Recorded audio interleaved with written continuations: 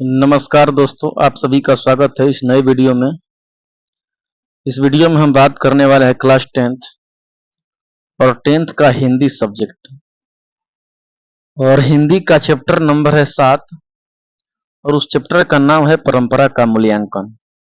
तो इस चैप्टर का सभी हम लोग VVI ऑब्जेक्टिव क्वेश्चन आंसर को देखेंगे। पहला क्वेश्चन है, परंपरा का मूल्यांकन पाठ साहित्य की कौन सी विधा है? जो परंपरा का मूल्यांकन पाठ है, इस साहित्य की कौन सी विधा है? तो इसका राइट आंसर होगा ऑप्शन नंबर सी, निबंध। यानी साहित्य पाठ की विधा है, इस पाठ की विधा निबंध। अगला क्वेश्चन है, परंपरा का ज्ञान किनके लिए आवश्यक है? परंपरा का ज्ञान किनके लिए आवश्यक है? तो जो लकीर के फकीर न होकर रूढ़ियों को तोड़कर क्रांतिकारी साहित्य की रचना करना चाहते हैं, इनके लिए आवश्यक है। तो ऑप्शन नंबर ए होगा, जो लकीर के फकीर न होकर रूढ़ियों को तोड़कर क्रांतिकारी साहित्य की रचना करना चाहते हैं, उनके लिए परंपरा का ज्ञान आवश्यक है।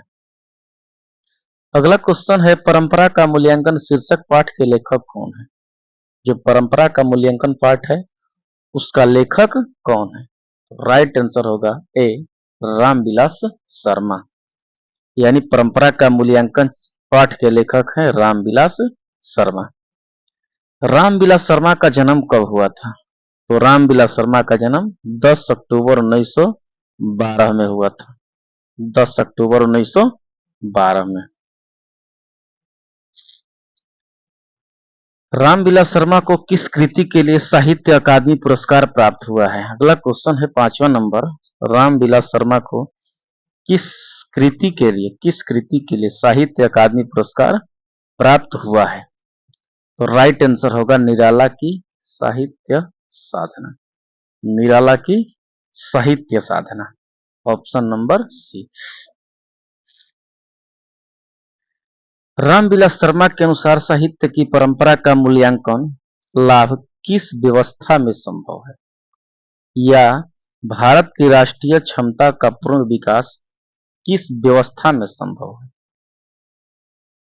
तो राइट आंसर होगा समाजवादी व्यवस्था। समाजवादी व्यवस्था, ऑप्शन नंबर ए। निराला की साहित्य साधना के रचनाकार कौन है?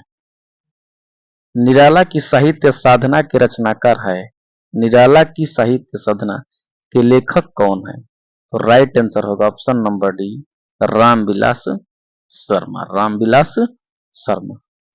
8वां क्वेश्चन है, हिंदी में जीवनी साहित्य को एक नया आयाम दिया है।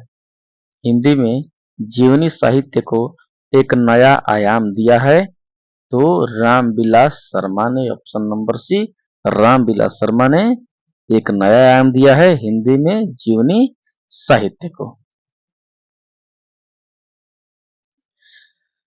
9वां क्वेश्चन है, हिंदी आलोचना को वैज्ञानिक दृष्टिकोण प्रदान करने का श्रेय किनको प्राप्त है? हिंदी आलोचना को वैज्ञानिक दृष्टिकोण प्रदान करने का श्रेय किनको प्राप्त है? तो राइट आंसर होगा रामविलास शर्मा। रामविलास शर्मा। अगला क्वेश्चन है, हिंदी आलोचना के महत्वपूर्ण हस्ताक्षर डॉक्टर रामविलास शर्मा का जन्म कहाँ हुआ था? डॉक्टर रामविलास शर्मा का जन्म कहाँ हुआ था? तो इनका जन्म उन्नाव उत्तर प्रदेश में हुआ था। उन्नाव उत्तर प्रदेश में हुआ था रामविलास शर्मा का जन्म।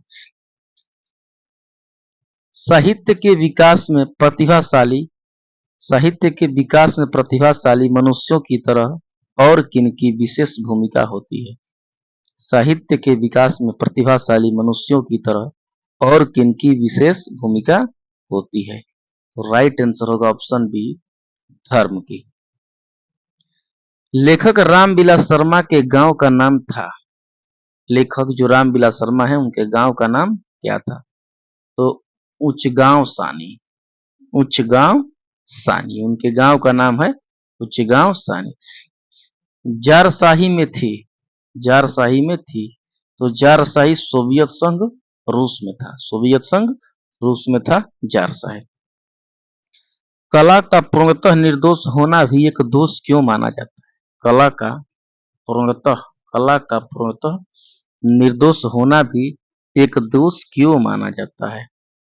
तो ध्यान दीजिए, इसका राइट आंसर होगा डी, क्योंकि श्रेष्ठ कृतित्व में दोष नहीं होता है। श्रेष्ठ कृतित्व में दोष नहीं होता है। 14 का होगा डी आंसर। प्रगतिशील साहित्य का संबंध है, प्रगतिशील साहित्य का संबंध है बौद्ध दर्शन से, वेदांत दर्शन से, मार्क्स के विचारों से। तो इसमें राइट आंसर होगा इनमें से कोई नहीं। अगला क्वेश्चन है, सोवियत संघ के लोग हिटलर विरोधी संग्राम को किस तरह के संग्राम की संज्ञा देते हैं?